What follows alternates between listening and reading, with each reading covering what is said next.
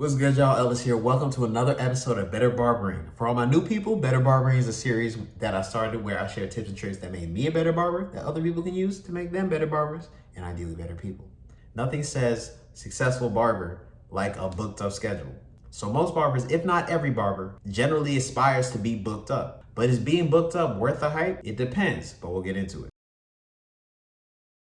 Barbering is a profession. Although there are a lot of barbers that treat it like a hustle. But I got no beef with that, that's fine, because most barbers are hustlers. We get into the money, we grinding to make some shit shake. But being a hustler is different than being a businessman. You can still get to the money either way, but the approach is very different. In my experience, with a hustler's approach, there's a lot less balance. You grind off the strength. You could have a whole full day of cutting hair, but then the few people hit you at the end and like, shoot, you've been cutting for 12 hours, but man, you can put in a few more. You get into the bread, making it happen. You know, of course, there's times for that. You got to get out the mud when you got to.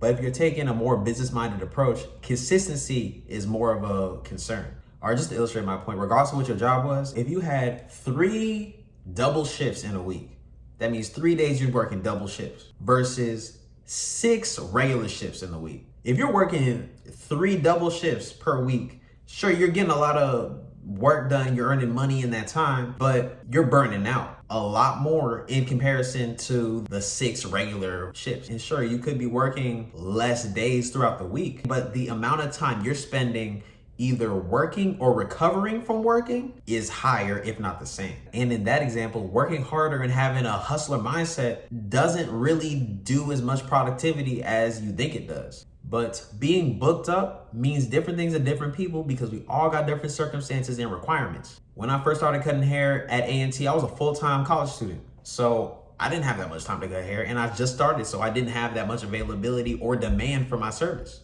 And I remember I was booked up if I cut 2 people a day. But later in my journey, when I dropped out to go to barber school, being booked up was like 10 to 12 haircuts for me a day. And for my work-life balance now is less than that. 5 years ago, me being booked up means I'm about to earn $20 today. Whew, thank God that is not what it means now. Before I graduated barber school, I was booked up for like 2 years straight. I remember hearing people thinking like, oh wow, like that's really impressive.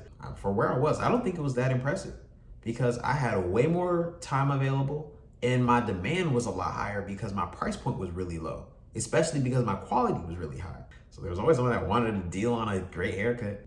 And for those 2 years I was booked up 2 to 3 weeks in advance. Like I was booked up, and now I'm nowhere close to that booked up, which I really think is a blessing. Like every now and then I'm booked up like a week and maybe a week and a half in advance if it's really busy or something. But it's a lot harder to be booked up at a $40 base price than it is at a $15 base price. But that's not a problem because I'm doing way less work for more money. Even though we are our own bosses and we're afforded the luxury to make our wealth in the way that we want to. I feel like barbers forget that if you're cutting behind a chair, you're still trading your time for money. And that's not a bad thing. But we need to understand that the time that we're trading for money is more valuable than the money that we're being paid. So freeing up more of your time should be your biggest priority, especially if you're a hustler, because that's just more time you're afforded to get to the money, to hustle. So the way I freed up my time was I upped my price and changed my policies. Back when I was crazy overbooked, I would try to squeeze in appointments when I could. And then if I couldn't, I just, tell you I couldn't. And that was that. Especially when like my next 2 weeks is booked up. Like, I don't know what to tell you. You could have booked ahead of time. But now I understand the value of my service and the value of the time that I used to do the service, at least to a higher degree. Like if I'm booked up now, which means all the slots on my online booking are taken up, and you can't book online, then if you want a haircut outside of that bookable schedule, that's double. I charge double for that because my time is more valuable than the money somebody can pay me. So show me that my time is as valuable to you, if not more, by paying my after hours price. And if you don't want it, that's fine. You didn't need a haircut that bad. There's hella other barbers I can send you to. Beyond this whole conversation about being booked, the name of the game is optimizing value.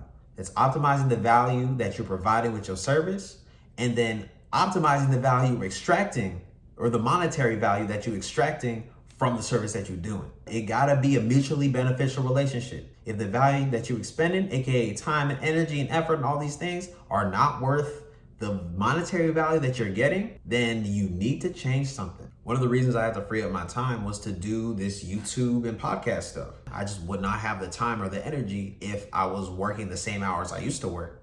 And I make way more money now being kind of booked than the few years ago when I was booked 2 to 3 weeks in advance year round. And in comparison, at that time I was overworked, underpaid, and I had a way less time available to spend in any of the things I really like outside of cutting hair. And in like 5 to 10 years, I probably won't be cutting hair the way I am now.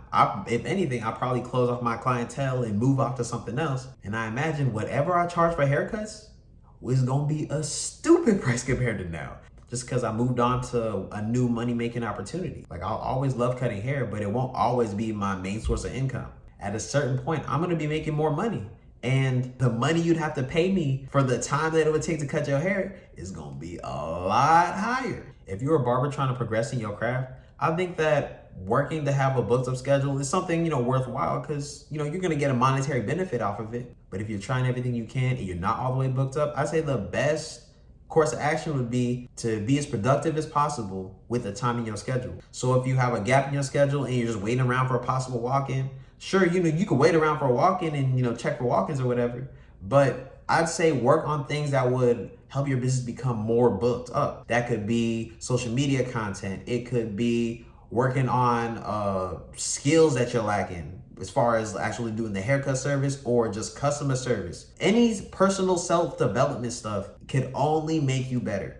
And that especially goes for just knowing how to manage your money better. If anything, if you're a barber with some time in your schedule, learn how to manage your money better, because that's only going to improve your life and your business. All right, so that's all I got for today. I appreciate y'all watching. If you got any kind of value and enjoyed this video, please go ahead and like and subscribe. If you haven't already, go ahead and follow me on Instagram @CutsByElvis. But till next time, craft over clout, I'm out.